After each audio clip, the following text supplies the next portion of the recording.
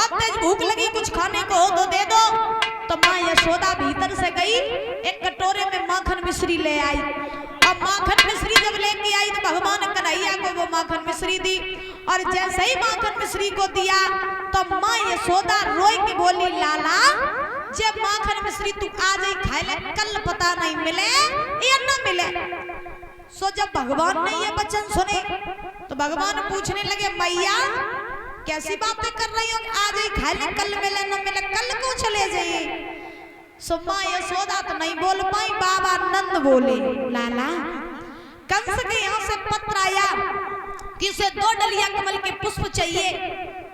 तो भगवान बोले तो पुष्प चाहिए तो जब मैं घबराए वाली बात कौन सी है, पुष्प चाहिए तो भिजवा दो पुष्प, जब कौन सी बड़ी बात है। अब बाबा नंद बोले बड़ी बात है तो वही तो वे पुष्प केवल और केवल काली देह पे मिलते हैं और वहां रहता है कालिया नाग, और कालिया नाग के कारण वहां का जल इतना विषैला है कि कोई भी पहुंच जाता है तो वो मर जाता है। अब पुष्प हम कहां से भिजवाएं, और अगर पुष्प न भिजवाए तो कंस सबको पकड़ करके मथुरा की जेल में डाल देगा। तो भगवान बोले अच्छा जेलों की धमकी दी है कंस ने, बोले हाँ। तो भगवान ने जवाब दिया, बाबा अगर कंस ने हमें जेलों की धमकी दी है तो तुम भी कंस के लिए पत्र भिजवा दो। अब कंस से कह दो कि हे कंसराज जेलों की धमकी हमें मत देना, क्योंकि तेरे जैसी जेलों से हम डरने वाले नहीं है। और रही बात फूलों की तो बाबा चिंता मत करो, कंस के पास में पुष्प मैं भिजवाऊंगा। तो ऐसे महाराज भगवान ने अपने मैया बाबा को समझाया।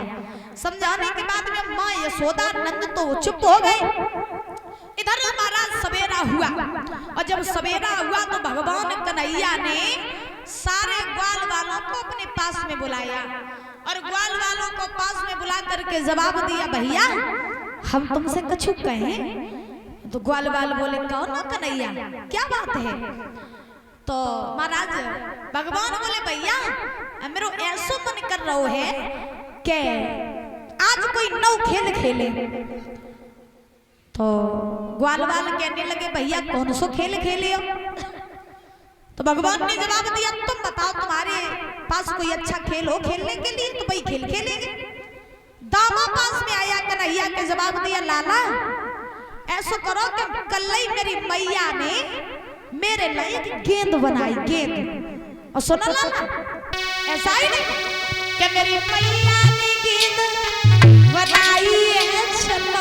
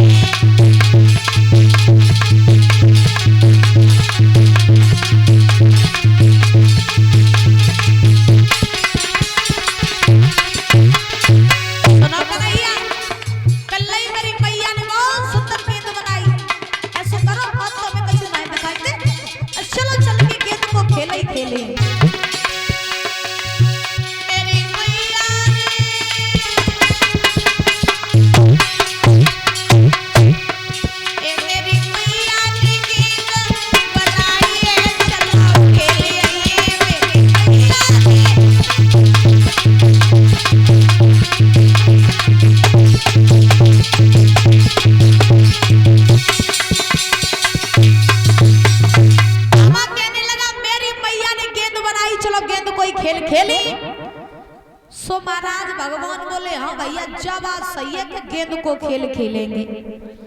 अब ग्वाल वाल कहने लगे, भैया गेंद को खेल खेलियो कहाँ पे। तो भगवान बोले, जब कौन सी पूछने वाली बात है, काली दे पे गेंद को खेल खेलिए चले। सो महाराज ग्वाल वाल कहने लगे, हम नहीं जाएंगे, वहाँ कालिया नाग रहता है, कहीं बाहर निकल आया खा जाएगा। सो महाराज भगवान बोले, तो कालिया नाग के पास थोड़ी न जाइए, दूर ही दूर खेल के बाजे। अब महाराज कहा नहीं जाता है कि भगवान ने खेल ही खेल में सारी लीलाएं कर दी। तो अब सारे ग्वाल वाल खेल खेलने के लिए परीक्षित महाराज तैयार हुए। जब खेल खेलने के लिए तैयार हुए तब तक बलराम जी आ गए। अब बलराम जी जब आए तो बलराम ने कन्हैया से कहा, कहाँ जा रहे हो प्लानिंग करके, कहाँ जा रहे हो। भगवान बोले, हम जा रहे खेल खेलवे का गेंद को। बलराम जी बोले, हम भी चलेंगे। भगवान सोचने लगे कि अगर ये चले गए तो फिर राग गड़बड़ हो जाएंगे, क्यों? क्योंकि हम जा रहे हैं कालिया नाम को मारने। अब बलराम जी अगर गए तो बलराम जी कालिया नाम को मारने नहीं देंगे। क्यों? क्योंकि बलराम जी किसके अवतार थे? परीक्षित महाराज, परीक्षित महाराज, परीक्षित महाराज, हेलो परीक्षित महाराज, नमस्ते। तुम सुन नहीं रहे हो आज? काली देवता कहाँ है? अच्छा, हम तो नदी पे बैठे। अच्छा, मैं बलराम जी जो थे किसके अवतारी थे बताओ? शेष अवतारी थे।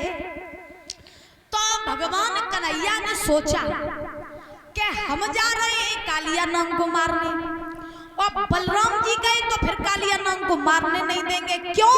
क्योंकि कालिया नाग भी सर्प और बलराम जी भी सर्प थे, बलराम जी भी सर्प थे।